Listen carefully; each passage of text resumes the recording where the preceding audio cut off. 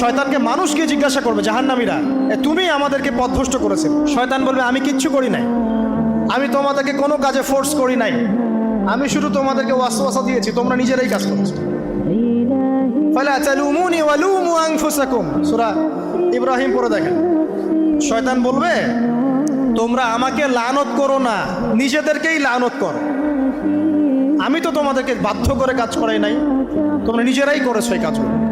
আসুন সামনে যাই। এবার আল্লাহ পাক যখন ইবলিসকে বের করে দিলেন, সে বলছে, আমাকে কিয়ামত পর্যন্ত অবকাশ দিন। কিয়ামত পর্যন্ত অবকাশ নিয়ে ইবলিস কি করবে?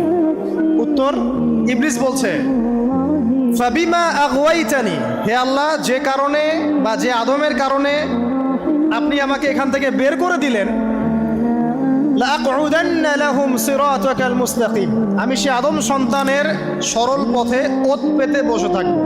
শয়তানের কথা কি মনে থাকবে যুবক?